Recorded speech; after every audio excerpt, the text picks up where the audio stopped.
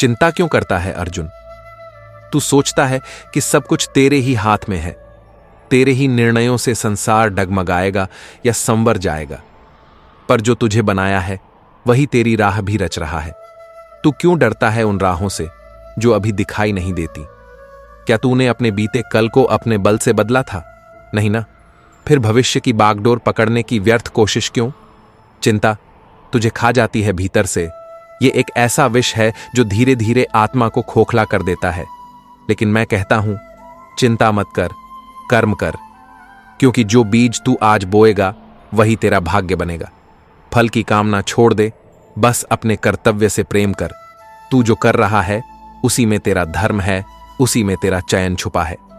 श्री कृष्ण कहते हैं, संसार में कोई भी कार्य छोटा नहीं होता अगर वो मन की श्रद्धा और आत्मा की सच्चाई से किया जाए।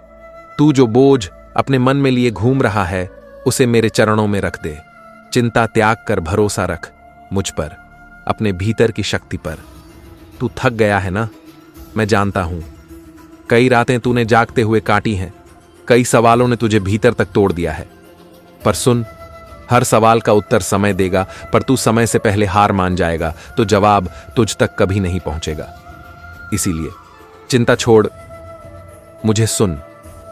जब महाभारत का युद्ध होने को था, कुरुक्षेत्र की धरती पर जब शंखनाद होने वाला था, तब अर्जुन की आंखों में सिर्फ एक विजयी भविष्य नहीं बल्कि बिखरते हुए रिश्तों की परछाइयां भी तैर रही थीं।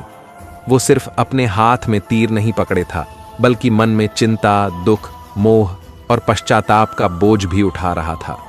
सामने खड़े थे उनके गुरु द्रोणाचार्य, जिनके सिखाए हुए शस्त्र विद्या से उन्होंने युद्ध करना सीखा था, और सामने ही खड़े थे पितामह भीष्म, जिनकी छाया में उन्होंने बचपन जिया था।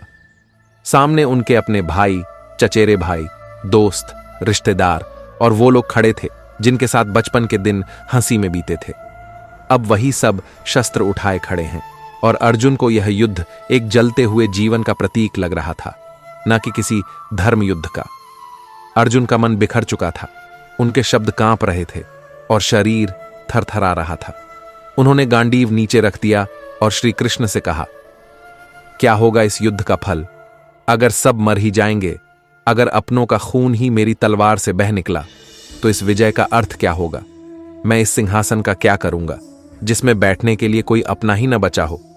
तभी श्री कृष्ण ने मुस्कुराकर कहा, तुम जिसको अपना समझ रहे हो वो शरीर हैं अर्जुन, और शरीर एक दिन नष्ट हो ही जाएगा। वो चाहे आज हो या कल, उसका अंत निश्चित है। तुम जिनके लिए दुखी हो रहे हो वे सब मिट्टी से बने हैं और मिट्टी में ही मिलेंगे। चिंता उस चीज की करना जो अनंत है, जो कभी नष्ट नहीं हो सकती, आत्मा। कृष्ण की वाणी में करुणा थी, लेकिन कठोर सच भी था। उन्होंने कहा, जो नष्ट होने वाला है उसके लिए क्यों आंसू बहा रहे हो? और जो कभी नष्ट हो ही नहीं सकता उसकी चिंता क्यों कर रहे हो? देखो अर्जुन, ये जीवन बहते पानी की तरह है। तुम चाहे जितना कोशिश कर लो, इसे थाम नहीं सकते, रोक नहीं सकते, अपनी मर्जी से मोड़ नहीं सकते। तुम जितना इसके बहाव के खिलाफ जाओगे उतने ही दुखी होंगे। लेकिन अगर उसी बहाव में खुद को सौंप दो, अगर स्वीकार कर लो कि यह जीवन तुम्हारे नियंत्रण में नहीं है, तब तुम हर लहर में आनंद पा सकोगे। ठीक वैसे ही जैसे बहते पानी में दो तिनके होते हैं, एक तिनका जो लहरों के साथ बहता है खुद को बहाव के हवाले कर देता है। वह नाचता है, मुस्कुराता है, कहता है कि पानी जहां ले जाएगा वहीं मेरी मंजिल होगी। और दूसरा तिनका, वह जो उस बहाव से लड़ता है, पत्थरों से टकराता है, किनारों से भिड़ता है, अपनी अलग राह बनाना चाहता है, लेकिन हर बार चोट खाकर, टूटकर वही सोचता है, क्यों ये जीवन मेरे हिसाब से नहीं चल रहा? यही तो हम सबकी हालत है। हम भी अर्जुन की तरह हर दिन चिंता में डूबे रहते हैं, अपने रिश्तों की, अपने भविष्य की, अपने बीते कल की। हम उन चीजों के लिए दुखी होते हैं जिन्हें हम चाहकर भी नहीं बदल सकते। हम रोज उन सच्चाइयों से भागते हैं जो जीवन की मूलभूत परतों में बसी हैं, कि कोई भी वस्तु स्थायी नहीं है। और जितनी कोशिश हम करते हैं जिंदगी को अपने मुताबिक चलाने की, उतना ही हम उलझते जाते हैं, परेशान होते जाते हैं। हमारी मानसिक हालत उस व्यक्ति जैसी हो जाती है जो खुद को ही बोझ बनाकर जीता है। एक दिन एक राजा यात्रा पर निकला और उसने देखा कि एक बूढ़ा आदमी अपने सिर पर भारी लकड़ियों का गट्ठर उठाए तेज धूप में चला जा रहा है। राजा को दया आई। उसने कहा, आओ मेरे रथ में बैठो, मैं तुम्हें मंजिल तक छोड़ दूंगा। बूढ़ा आदमी पहले संकोच में रहा, लेकिन फिर बैठ गया। रथ चल पड़ा, पर कुछ देर बाद भी राजा ने देखा कि उसके माथे से पसीना टपक रहा है। उसने ध्यान दिया तो पाया कि वह अब भी लकड़ियों का गट्ठर अपने सिर पर रखे बैठा है। राजा ने कहा, अब तुम मेरे रथ में हो, इसे नीचे रख दो। पर वह बूढ़ा बोला, महाराज, आपने मुझे अपने रथ में जगह दी, ये मेरे लिए बहुत बड़ा सौभाग्य है। मैं आपके रथ पर बोझ नहीं डालूंगा। राजा ने सिर पकड़ लिया और शायद उस पल में उसे ही असली जीवन दर्शन मिल गया। यही तो हम सब कर रहे हैं। ईश्वर ने हमें जीवन रूपी रथ में बिठाया है, लेकिन हम अब भी अपने सिर पर चिंता, दुख, पछतावा और अपेक्षाओं का बोझ उठाए बैठे हैं। हम कहते हैं, भगवान तू साथ है, लेकिन मैं बोझ नहीं छोड़ सकता। और उसी बोझ के नीचे हम रोज टूटते हैं। श्री कृष्ण हमें भी यही सिखा रहे हैं। छोड़ दो, बहने दो, स्वीकार कर लो। तुम बस कर्म करते रहो, परिणाम की चिंता मत करो। अगर तुमने बहाव को स्वीकार लिया तो हर लहर तुम्हें एक नई दिशा में ले जाएगी, हर तूफान तुम्हें मजबूत बनाएगा। पर हम हर दिन उस तिनके की तरह संघर्ष करते हैं जो बहाव से लड़ता है। उस लकड़ी उठाए बूढ़े की तरह जीते हैं जो रथ में बैठकर भी बोझ छोड़ना नहीं चाहता। जब गीता में श्री कृष्ण कहते हैं, सर्व धर्मान परित्यज्य मामेकम शरणम व्रज, तब वे केवल एक धार्मिक उपदेश नहीं दे रहे होते, बल्कि एक थके हुए, टूटी हुई आत्मा को एक ऐसा सहारा दे रहे होते जो समय, मृत्यु और चिंता इन सब से परे है। वे कहते हैं, तुम्हारी सारी चिंता, सारा भय, सारा दुख मुझे दे दो, मैं तुम्हारा बोझ उठाऊंगा। लेकिन इस संसार में हर व्यक्ति आज भी अपने कंधों पर वह चिंता, वह दुख, वह भविष्य का डर ऐसे उठाए घूम रहा है जैसे वह कोई कर्ज हो जो किसी को चुकाना है, या जैसे वह लकड़ियों का कोई भारी गट्ठर हो जो अगर उसने नीचे रख दिया तो दुनिया ही गिर पड़ेगी। हर इंसान आज खुद को उस छिपकली की तरह मान बैठा है जो महल की छत पर बैठी रहती है और सोचती है कि अगर मैं यहां से हटी तो ये छत ही गिर जाएगी। उसके अंदर भी एक झूठा बोझ है, मैं ही सब कुछ संभाल रहा हूं। लेकिन असलियत ये है कि न वो छिपकली छत को थामे हुए थी और न हम इस संसार की व्यवस्था को संभाले हुए हैं। फिर भी हम अपनी चिंताओं को छोड़ नहीं पाते। कोई अपने बच्चों की चिंता कर रहा है, कोई अपने भविष्य की, कोई अपने करियर की, और कोई तो मरने के बाद की चिंता में भी आज का जीवन खो बैठा है। ये कैसा मन है जो सांस लेना तो खुद से नहीं संभाल सकता, लेकिन पूरी जिंदगी को नियंत्रित करने की कोशिश में खुद को जलाता जा रहा है। कभी कभी तो लगता है जैसे मनुष्य खुद को ईश्वर से भी बड़ा समझने लगा है। भगवान तो कहते हैं, मत सोचो, बस कर्म करो, लेकिन इंसान कहता है, नहीं, पहले मैं सोचूंगा फिर ही कुछ करूंगा। और वह सोचते सोचते ही थक जाता है, सोचते सोचते ही टूट जाता है। आपने कभी गौर किया, जिन लोगों ने बड़े बड़े काम किए उन्होंने बहुत ज्यादा सोचा नहीं, उन्होंने किया। जबकि जो सोचते ही रह गए वे वहीं रह गए जहां से चले थे। चिंता केवल मन को कुंठित करती है, शक्ति को सोख लेती है, आत्मा को थका देती है। और यह कलयुग, यह तो जैसे चिंता का महासागर है। यहां लोग बातों में बहते हैं, विचारों में उलझते हैं और कर्म को टालते रहते हैं। कोई बहाना बनाता है, कोई परिस्थितियों को कोसता है, कोई कहता है बस ये ठीक हो जाए फिर मैं कुछ करूंगा। लेकिन कुछ भी कभी पूरी तरह ठीक नहीं होता। और यही जीवन है, जैसे एक बहती नदी जिसका बहाव तुम रोक नहीं सकते, जिसमें तुम्हारे प्रयास से लहरें नहीं रुकती। अब तुम चाहो तो उस धारा के साथ बह जाओ, आनंद लेते हुए, मुस्कुराते हुए, या तुम लड़ते रहो, उलझते रहो, उस धारा को अपनी इच्छाओं की ओर मोड़ने की कोशिश करते रहो। लेकिन अंत में क्या होगा? तुम ही थक जाओगे, नदी नहीं बदलेगी, और इस थकान में तुम सब कुछ खो दोगे, शांति, आनंद, प्रेम और जीवन।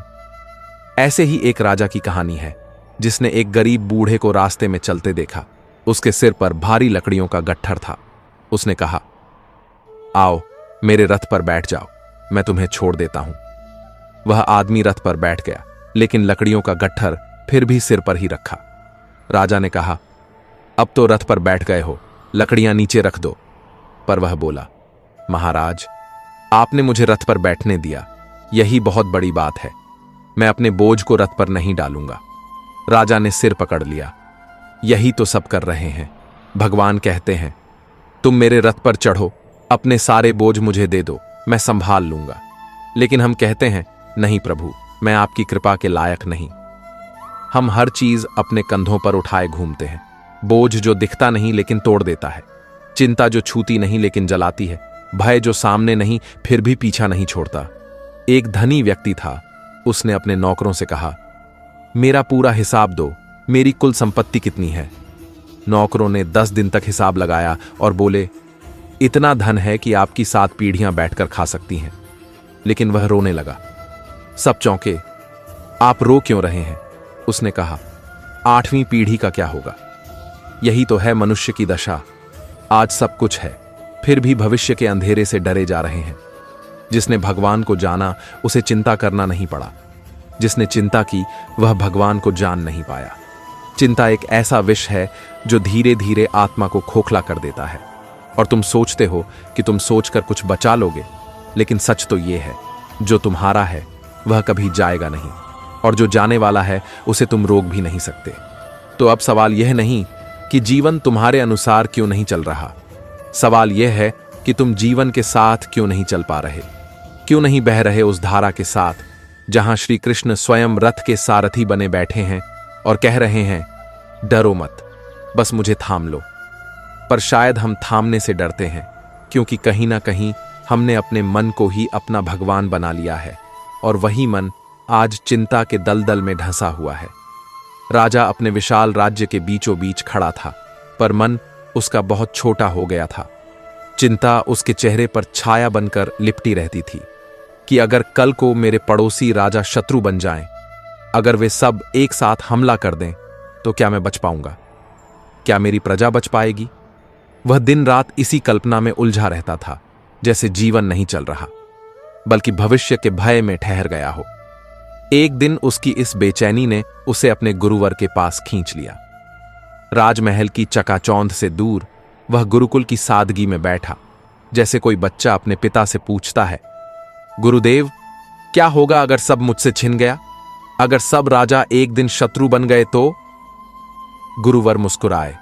उन्होंने राजा की पीठ पर हाथ रखा और बड़ी ही शांत वाणी में कहा, तुम्हारे नगर में एक महिला रहती है, उसके पास जाओ और उसे अपना सारा धन, सारा अनाज दान कराओ। तुम्हें अपने प्रश्न का उत्तर वहीं मिलेगा। राजा चकित रह गया। धन देकर कोई समस्या का हल कैसे मिल सकता है? पर वह गया। ढेर सारा सोना, गहने और अनाज लेकर जब वह महिला के कच्चे से घर में पहुंचा, तो उसने गर्व से कहा, ले लो यह सब, अब तुम्हारी जिंदगी आराम से कटेगी। लेकिन वह महिला राजा की आंखों में देखती रही और मुस्कुराकर कहने लगी, महाराज, आज जो मुझे भोजन दे रहा है, कल भी वही देगा।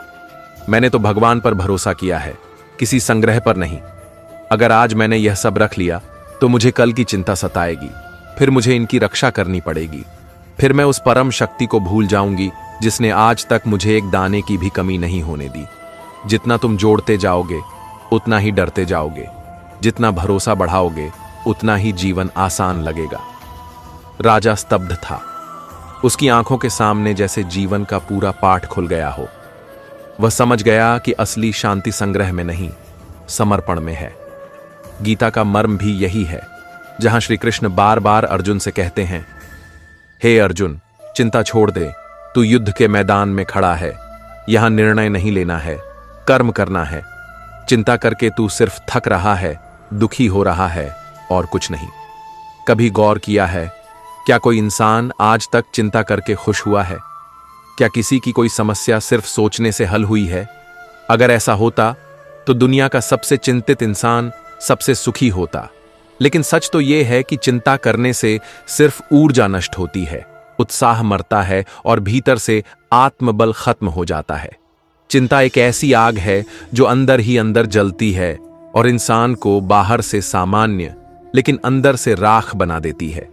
इंसान अक्सर सोचता है कि अगर मैं रुक जाऊं तो सब कुछ रुक जाएगा, जैसे छिपकली की रानी जो महल की छत को अपने सिर पर टिकाए बैठी थी।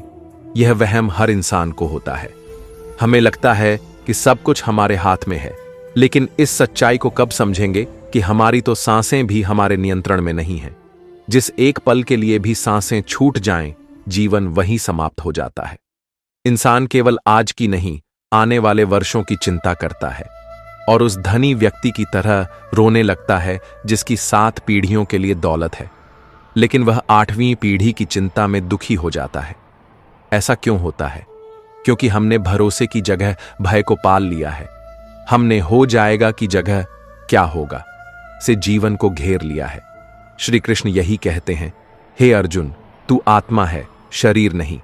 तुझे कोई जला नहीं सकता, मार नहीं सकता। तू अजर है, अमर है। तो फिर तू डरता किससे है?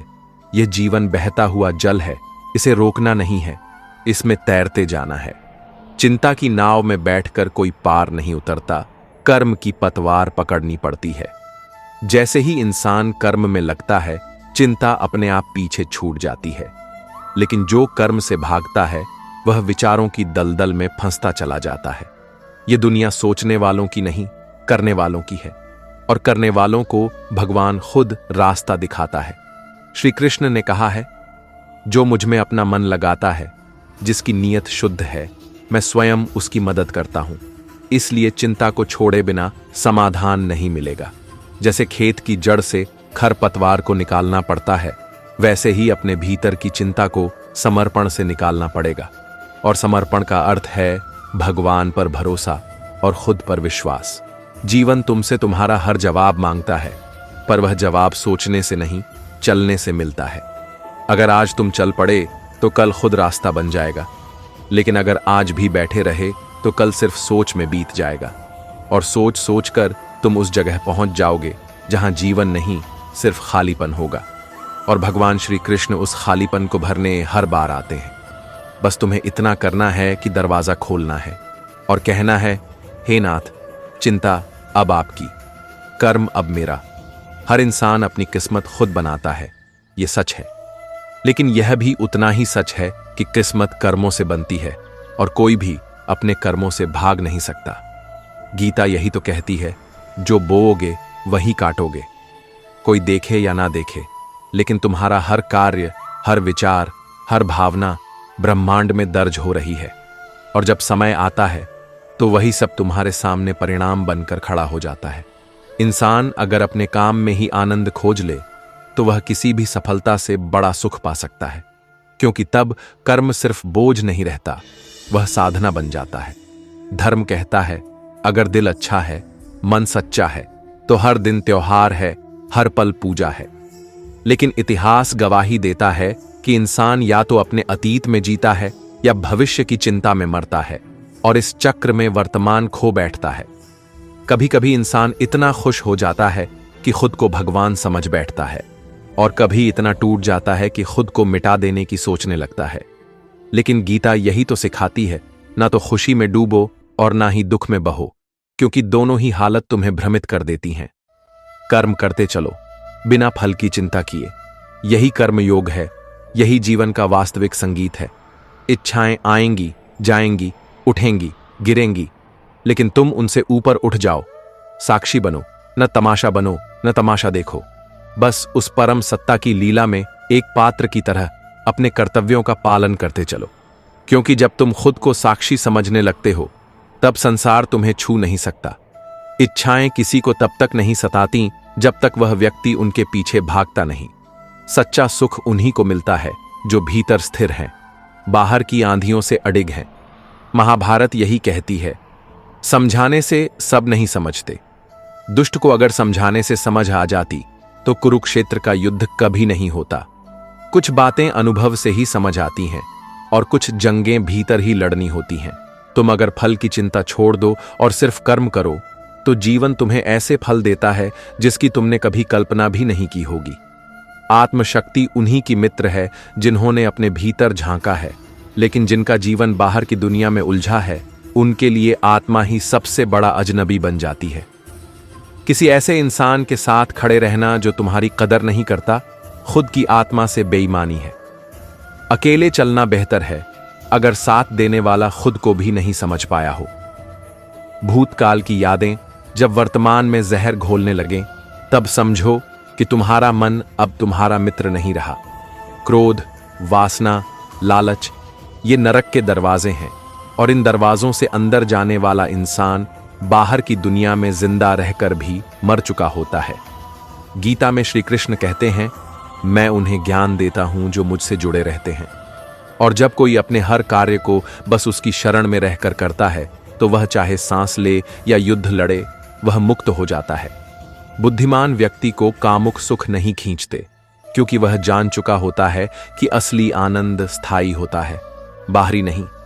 जब तुम क्रोध में होते हो तब सबसे पहले भ्रम पैदा होता है, फिर निर्णय शक्ति कमजोर होती है और अंत में बुद्धि नष्ट हो जाती है।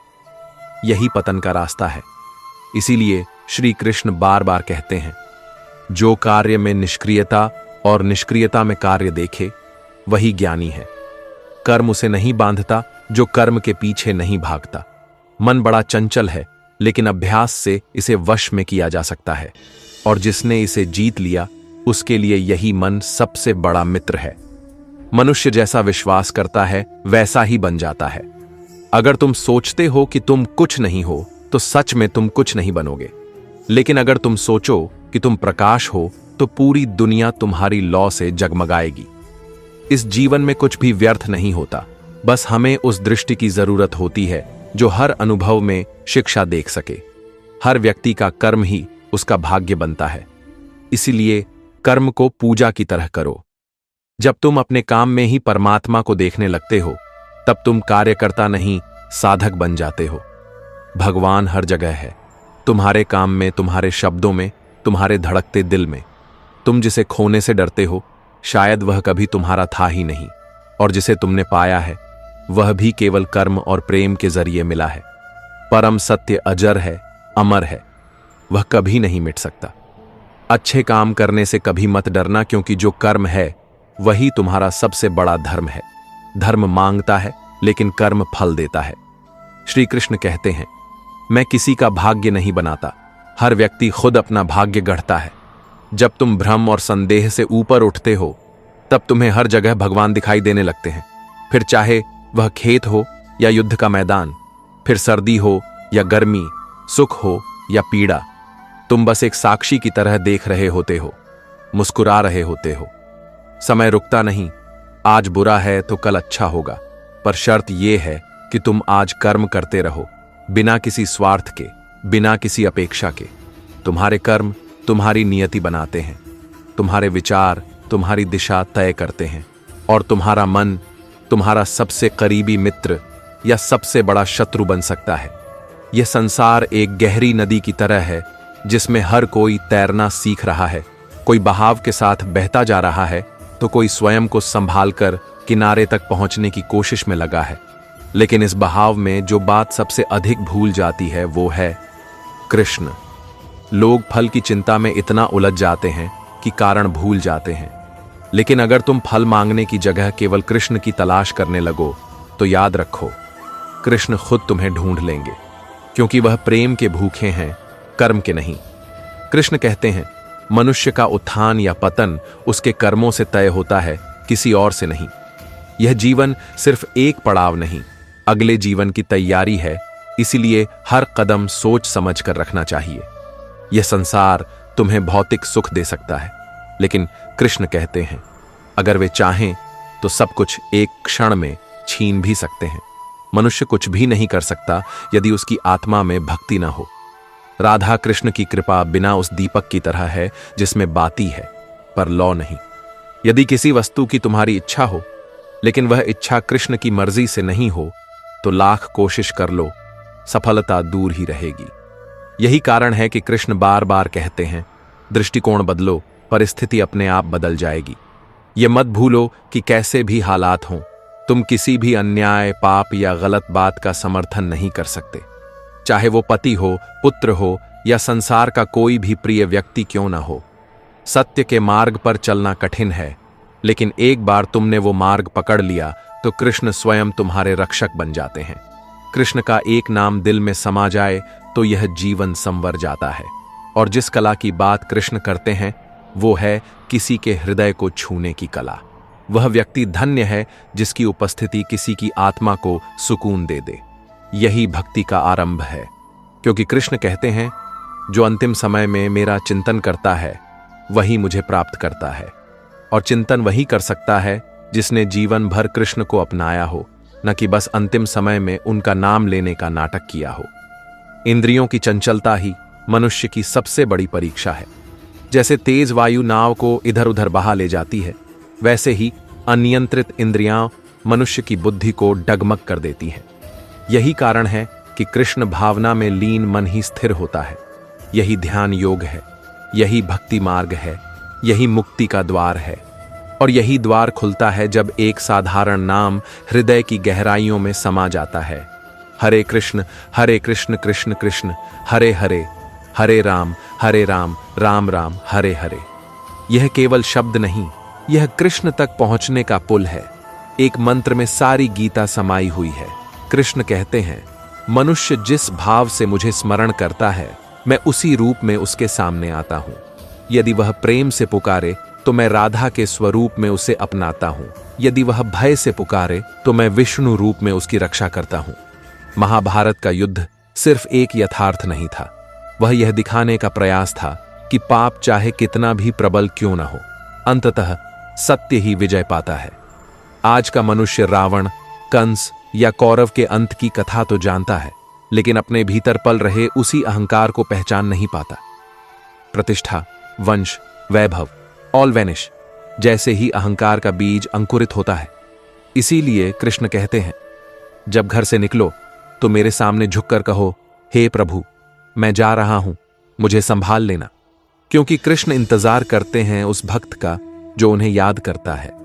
कृष्णा के लिए बिताया गया एक क्षण भी व्यर्थ नहीं जाता, वो सांस हो, वो विचार हो या वो आंसू।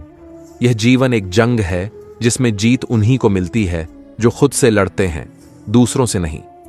मनुष्य शरीर त्यागते समय जिस भाव का चिंतन करता है उसी भाव के अनुसार उसका अगला जन्म निश्चित हो जाता है। यही कारण है कि जीवन का हर पल कृष्ण के स्मरण में बिताना चाहिए। मनुष्य अगर सिर्फ स्वार्थ के लिए किसी निर्दोष का वध करता है तो वह पाप है, क्योंकि ज्ञान, समझ और विवेक इंसान की पहचान है, पशु की नहीं। हम कौन हैं, कहां जा रहे हैं, क्या कर रहे हैं, यह हमसे बेहतर कोई नहीं जानता सिवाय आत्मा और परमात्मा के। राधा कृष्ण का नाम एक अनमोल रत्न है जिसकी चमक न तो धूप से घटती है और न ही समय से। ये वो नाम है जो पवित्र भी करता है और पूर्ण भी। इस संसार में मूर्ख, अधर्मी और अज्ञानी व्यक्ति मेरी शरण में नहीं आ सकते, ऐसा कृष्ण कहते हैं, क्योंकि उनकी आत्मा अभी उस प्रेम के काबिल नहीं हुई है। स्वर्ग में सब कुछ है पर मौत नहीं, गीता में सब कुछ है पर झूठ नहीं, दुनिया में सब कुछ है लेकिन सुकून नहीं, और आज के इंसान में सब कुछ है लेकिन सब्र नहीं। किसी ने सच ही कहा है, ना खुशी खरीद पाता हूं ना ही गम बेच पाता हूं, फिर भी रोज कमाने जाता हूं। क्योंकि यह जीवन एक सतत संघर्ष है, अपने भीतर की असलियत से, अपनी ही परछाइयों से। हमारी मुश्किलें इसलिए बड़ी लगती हैं क्योंकि हम आसानी से मिली चीजों की कदर करना भूल गए हैं। तुलना करना बंद कर दो, क्योंकि जो तुम हो वह कोई और नहीं हो सकता। तुम स्वयं में श्रेष्ठ हो क्योंकि कृष्ण ने तुम्हें वैसा बनाया है। अपने अतीत को स्वीकार करो, वर्तमान को समझो और भविष्य से डरो मत। हर सपना सांसों में बसा लो, हर अनुभव को गले लगाओ, हर मुश्किल को अपनी आंखों में झांकने दो, और तब तुम देखोगे कि कोई तुम्हारे साथ चल रहा है। कृष्ण, बुरा वक्त सिर्फ समय नहीं, वह एक गुरु है जो बिना किताबों के सिखाता है। और इंसान तब सफल होता है जब वह दुनिया को बदलने के बजाय खुद को बदलने की कोशिश करता है। दिमाग शांत हो तो फैसले सटीक होते हैं, जुबान मीठी हो तो रिश्ते गहरे होते हैं। दिल का अच्छा होना जरूरी है, लेकिन उससे पहले जुबान का अच्छा होना आवश्यक है, क्योंकि दुनिया पहले जुबान से मिलती है। दिल तक तो कुछ खास लोग ही पहुंचते हैं। यदि हिम्मत हो स्वीकार करने की और नीयत हो सुधार करने की, तो इंसान हर मंजिल को पा सकता है। जीवन की सबसे बड़ी खुशी तब मिलती है जब हम किसी और के चेहरे पर अपने कारण मुस्कान देख पाते हैं। जिसके अंदर धैर्य नहीं है वह बिना जड़ के पेड़ की तरह है, जो न वर्तमान झेल सकता है न भविष्य देख सकता है। इस संसार में दो ही स्थान सबसे सुंदर हैं, किसी के दिल में और किसी की सच्ची दुआओं में। कृष्ण कहते हैं, सोच बदलो तो सब कुछ बदल सकता है, वरना समस्याएं तो केवल विचारों की परीक्षा लेने आती हैं। तुम्हारे कर्म ही तुम्हारी असली पहचान है, वरना एक नाम के 1000 इंसान हैं। ज्ञान केवल जानना नहीं, उसे जीना है। समय और भाग्य पर घमंड मत करो, क्योंकि ये दोनों ही वक्त के साथ बदलते हैं। कर्म अच्छा हो तो किस्मत तेरी दासी बनती है, और नीयत साफ हो तो घर में मथुरा और काशी खुद आ जाते हैं। लोग तब तक तुम्हारे स्वाभिमान की कद्र नहीं करेंगे जब तक तुम अपने कर्मों से उन्हें यह साबित नहीं कर दो कि तुम कौन हो। क्योंकि जीवन में यदि हंसी आई है तो जानो कर्म अच्छे हैं, और यदि आंसू आए हैं तो समझो कहीं कोई गलती जरूर हुई है। जब जीवन तुम्हें घेर लेता है, जब राहों में कांटे ज्यादा और उम्मीदें कम रह जाती हैं, तब एक बात याद रखना, ये दुनिया तुम्हारे कर्मों की गूंज है, तुम्हारे हर छोटे से छोटे विचार की परछाई है। अच्छा करोगे तो अच्छा लौटेगा, बुरा करोगे तो बुरा। ये नियम न भगवान बदलते हैं न किस्मत टालती है, पर हम इंसान हैं, जब दुख आता है तब चीख उठते हैं, मैंने क्या किया जो ये सब भुगत रहा हूं। लेकिन उस वक्त हम ये भूल जाते हैं कि शायद वो कर्म हमने इस जन्म में नहीं, पिछले किसी जन्म में बो दिए थे, और उन पुराने बीजों की फसल अब लहलहा रही है, काटनी तो हमें ही पड़ेगी। हमारा आज कभी भी सिर्फ आज का नहीं होता, ये हमारा कल भी होता है और बीता हुआ भी। इसलिए जब तुम खुद से पूछो कि ये सब मेरे साथ क्यों हो रहा है, तब अपने अंतर मन में झांको, शायद जवाब वहां है जहां तुमने कभी देखा ही नहीं।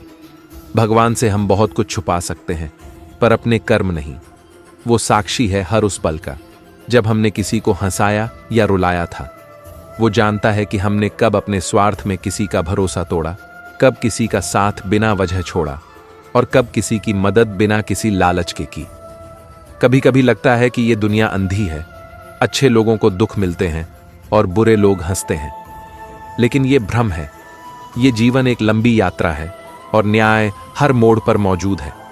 तुम्हारा समय चाहे जैसा भी हो, तुम्हारे कर्म कभी तटस्थ नहीं रहते, वे चलते रहते हैं सांसों की तरह, और जब वक्त आता है अपना रूप दिखा देते हैं, कभी वरदान बनकर, कभी सजा बनकर।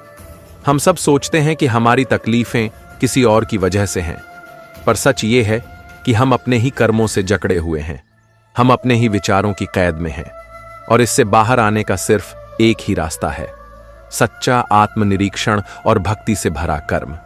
जब जीवन बार बार तुम्हें गिराए तो ये मत सोचो कि तुम हार रहे हो, ये सोचो कि शायद तुम्हारी आत्मा अब मजबूत बन रही है, क्योंकि जो गिरता है वही उठना सीखता है, और जो उठना सीख गया वो फिर किसी भी तूफान से डरता नहीं।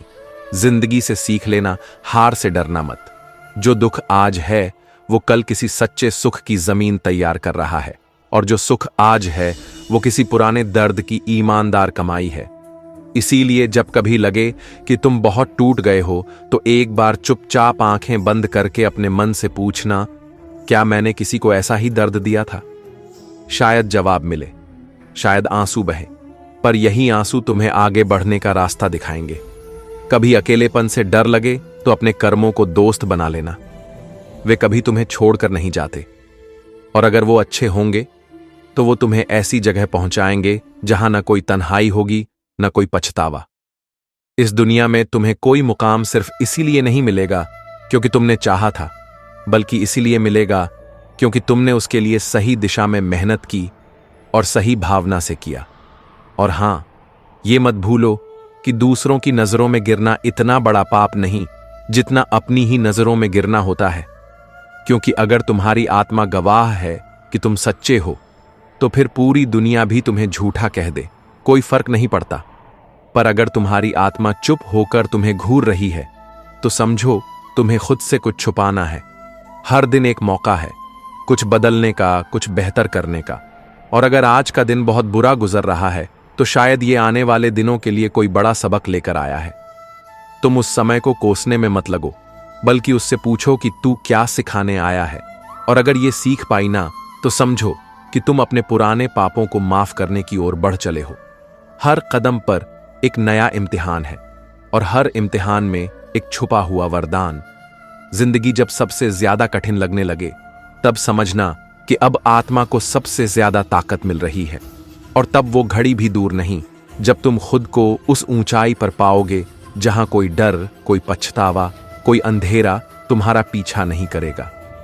जिंदगी वही है जो तुम्हारे कर्मों की परछाई में पलती है, और तुम्हारे कर्म वही हैं जो तुम्हारे मन की सच्चाई से बनते हैं। इसीलिए बस एक फैसला करो कि अब से तुम खुद को धोखा नहीं दोगे। तुम भगवान को देख नहीं सकते, लेकिन वो तुम्हारे हर कर्म को देख रहा है, और जब समय आएगा वो तुम्हें वही देगा जो तुमने बोया है। बस कर्म करो, और ऐसा करो कि तुम्हें खुद पर गर्व हो, और ईश्वर भी मुस्कुराकर कहे, तू मेरा सच्चा भक्त है। वक्त कहता है, मैं ना किसी का हूं ना कोई मेरा है, मैं तो बस चलता हूं। पर जो मेरी अहमियत समझ ले, मैं उसकी किस्मत बदल देता हूं, और जो मुझे नजरअंदाज करे, मैं उससे सब कुछ छीन लेता हूं, यहां तक कि उसके सपने भी। लेकिन अफसोस, बहुत से लोग वक्त को हल्के में लेते हैं, जैसे वो हमेशा साथ रहेगा। उन्हें लगता है कि उनके पास बहुत समय है, कल भी है, परसों भी है, लेकिन वक्त किसी का इंतजार नहीं करता। कहानी शुरू होती है एक पुराने समय के शांत हरियाले आश्रम में, जहां एक महान गुरु अपने शिष्य के साथ रहते थे। गुरु ज्ञानी थे, तपस्वी थे, और दूर दूर से लोग उनकी वाणी सुनने आया करते थे। लेकिन उनका शिष्य, वो एकदम विपरीत था। आलस्य की परछाई उसकी आत्मा तक पहुंच चुकी थी। हाथ पैर चलाना उसे भारी लगता था, और कल का काम कल पर और फिर परसों पर टालते टालते जिंदगी से पीछे होता चला गया। गुरु ने देखा, समझा और महसूस किया कि अगर अब भी कुछ नहीं किया तो उसका पूरा जीवन इसी अंधकार में डूब जाएगा। एक दिन जब सूरज की किरणें पेड़ों की शाखों से छन कर धरा को सुनहरा रंग दे रही थीं, गुरु ने शिष्य को एक पत्थर दिया। बोले, यह पारस पत्थर है, इसके स्पर्श से लोहा सोना बन जाएगा। 2 दिन तक यह तुम्हारे पास रहेगा। जो भी सोना बना सको बना लो। यह अवसर तुम्हारे भाग्य को बदल सकता है। मैं 2 दिन बाद लौटूंगा और यह पत्थर वापस ले जाऊंगा। शिष्य की आंखों में चमक आ गई। उसके मन में ऐश्वर्य के महल बन गए। उसने कल्पना की, ढेर सारा सोना, वैभव, आराम की जिंदगी। लेकिन उस कल्पना में भी वह एक गलती कर बैठा। अभी 2 दिन हैं, पहले दिन थोड़ा आराम कर लेता हूं, सोना तो कल भी बन जाएगा। और यही सोचकर वह गहरी नींद में चला गया। सूरज ढला, चांद निकला, रात भी बीत गई, लेकिन उसकी आंखें नहीं खुलीं। अगले दिन उठा तो फिर पेट की भूख ने दस्तक दी। भोजन किया और फिर वही नींद, वही टालमटोल, वही कल पर छोड़ने की आदत। शाम हुई, सूर्यास्त हुआ, और उसी के साथ उसका भाग्य भी अस्त हो गया। गुरु लौट आए, पत्थर वापस लिया, और शिष्य, उसकी आंखों में शर्म थी, पछतावा था, और सबसे ज्यादा वह तड़प जो एक अवसर को अपने ही हाथों गंवाने से पैदा होती है। उसने महसूस किया कि वक्त ने उसके दरवाजे पर दस्तक दी थी, लेकिन वह उसे नींद में खो बैठा। शिष्य गुरु के चरणों में गिर पड़ा, कहा, गुरुदेव, मैं अब समझ गया हूं कि वक्त किसी का इंतजार नहीं करता। आपने मुझे अमूल्य अवसर दिया था, लेकिन मैंने उसे खो दिया। अब से मैं आलस्य को त्याग दूंगा। और उसी दिन से उसका जीवन बदलने लगा। अब वह सूरज से पहले उठता, मेहनत करता, ज्ञान अर्जित करता। धीरे धीरे उसकी साधना रंग लाई, और वह वही व्यक्ति बन गया जिसकी गुरु कल्पना किया करते थे। ये कहानी किसी पुराने युग की नहीं है, ये आज की भी है। हर इंसान के जीवन में ऐसे कई पारस पत्थर आते हैं, कभी किसी मौके के रूप में, कभी किसी इंसान के रूप में, कभी किसी संघर्ष के रूप में। पर हम अक्सर उन्हें पहचान नहीं पाते। कभी सोचते हैं अभी वक्त है, और कभी सोचते हैं ये मौका मेरे लिए नहीं है। लेकिन सच्चाई यही है कि वक्त दोबारा दरवाजा नहीं खटखटाता। वक्त की सबसे बड़ी क्रूरता यही है कि जब तक हम उसकी कद्र करना सीखें, वो निकल चुका होता है। और सबसे बड़ा अफसोस भी यही होता है कि हमने उसे जाया कर दिया। इसीलिए अगर आज भी तुम किसी चीज को टाल रहे हो, कोई सपना, कोई मेहनत, कोई जिम्मेदारी, तो सोचो कि कहीं तुम भी उस शिष्य की तरह तो नहीं बन रहे जो पारस पत्थर को तकिए के नीचे रखकर सो गया। जिंदगी हर रोज तुम्हें मौका देती है, तुम्हारे ही अंदाज में, तुम्हारी ही भाषा में। लेकिन क्या तुम उसे पहचान पाते हो? या तुम भी कहते हो अभी तो बहुत समय है? याद रखना, जो सो गया वो खो गया, और जो जाग गया वही जीत गया। वक्त अगर किसी का दोस्त बन जाए तो वह इंसान अंधकार से भी सूरज खींच लाता है, लेकिन अगर वक्त रूठ जाए तो सुनहरी जिंदगी भी राख हो जाती है। इसलिए उठो, अभी उठो, क्योंकि अभी भी तुम पारस पत्थर की छाया में हो सकते हो अगर तुमने आलस्य को त्याग दिया। क्योंकि आलस्य वो धीमा झर है जो न शोर करता है न चीखता है, बस धीरे धीरे तुम्हारे सपनों को निगलता जाता है। और जब तुम होश में आते हो तब तक जिंदगी बहुत आगे निकल चुकी होती है। क्या तुम उस दिन का इंतजार कर रहे हो या आज से कुछ बदलना चाहोगे? वक्त की चाल कभी धीमी नहीं होती, बस हमारी आंखें होती हैं जो उसे देख नहीं पाती। और अगर तुम्हारी आंखों में अब भी सपना है तो उसे पूरा करने का यही समय है। यही वो अब है जो कल बनकर शायद वापस ना आए। तो दोस्तों, हम उम्मीद करते हैं कि आपको उपदेश और कहानी पसंद आए होंगे। तो मित्रों, आपको यह उपदेश और कहानी अच्छी लगी हो तो वीडियो को लाइक करके चैनल को सब्सक्राइब कर लें, और अपने दोस्तों रिश्तेदारों को भी ये ज्ञान भरी वीडियो शेयर कर दो, और कमेंट में जय श्री कृष्णा लिख दो। मित्रों, आपका पूरी वीडियो देखने के लिए धन्यवाद। जय श्री कृष्णा।